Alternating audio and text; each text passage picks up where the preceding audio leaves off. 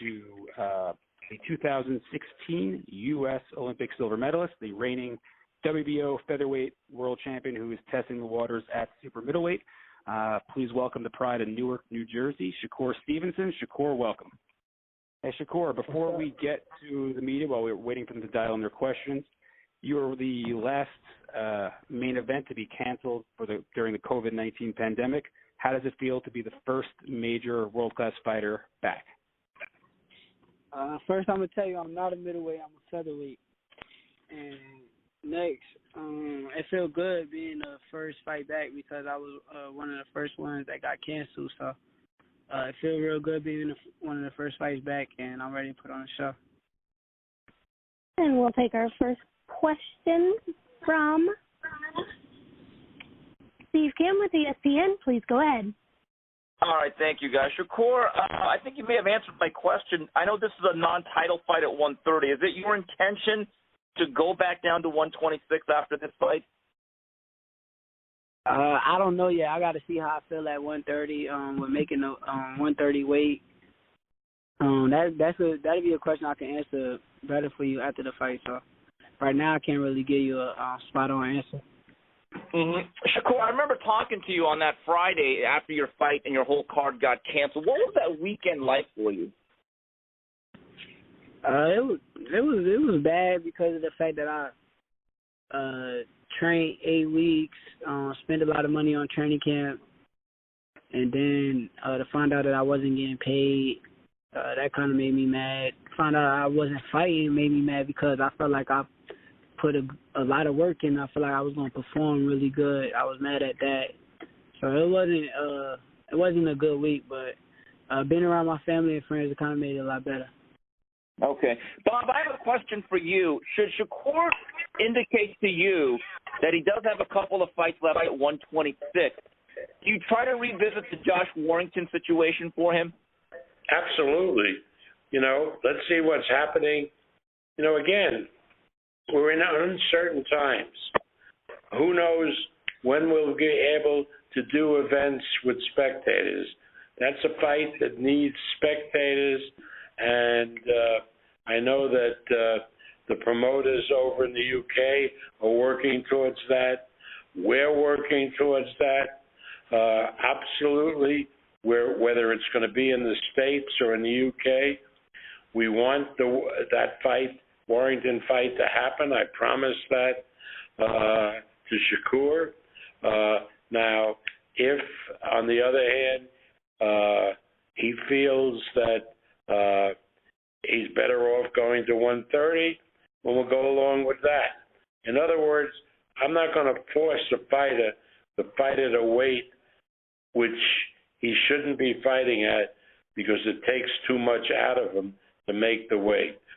So Shakur has great people with him, great technical people, his corner people, his manager, Jay Prince. They'll discuss it with him and discuss it with us. But certainly, if he decides to stay at 126, I'm going to, one way or the other, make the Warrington fight happen. All right, guys. Thank you very much. Have a great afternoon, everybody. All right, and we'll take our next question from Keith Eidick with BoxingScene.com. Please go ahead. Hey, Shakur, I was just wondering, did you have any familiarity at all with Felix Caraballo before you knew he was your opponent? Nah, I ain't never heard of him before. Since you found out he was your opponent, I know there's not a lot of video available on him. What have you been able to find out, and how much footage have you been able to find on him to study him? I watched like one round. I seen everything I needed to see in that one round, and kept it moving from there. I see a lot of holes in his game, so I'm gonna expose it. The one round that you saw, I mean, without giving away your game plan or anything, what did you notice? I noticed that he's nowhere near on my level. How do you expect him to come forward? Like, what are you expecting from him? Him to come wide, and try to land a big shot. Okay. What was it like for you, Shakur, to have the extra 4 pounds? I know you haven't made weight yet, of course, but what has it been like for you to try to make 130 as opposed to 126? How much more comfortable? It's a little bit more comfortable, but I think that I'm really a 130 pounder. Honestly, what I've been feeling like. So. How hard is it for you? I'm sorry. Go ahead. What are you saying? No, go ahead. I was the last time you had to make 126. I know you didn't get to the scale because the fight got canceled. But how was it for you the last time you were training to make 126? It actually went better. It actually went better than I thought it was gonna go. But it still work to get there. It's not easy. So I'm a real big 126. Okay, great. I appreciate it, Shakur. No problem. And we'll take our next question from Jeremy Herringeff with fansided.com. Please go ahead. Shakur, Bob, it's good to finally be talking to you again with boxing and the long layoff. First question for Shakur. Obviously, the world is going through a large amount of turmoil with the pandemic and the murder of George Floyd. How have the problems surrounding our country and world impacted you mentally and emotionally, and how have you been dealing with those emotions? Honestly, I've been more focused on my fight. I understand everything that's going on, and I'm with my people with everything that's going on. But I got a fight coming up, so I've been in the gym every day, going home. When I go home, I'm watching boxing.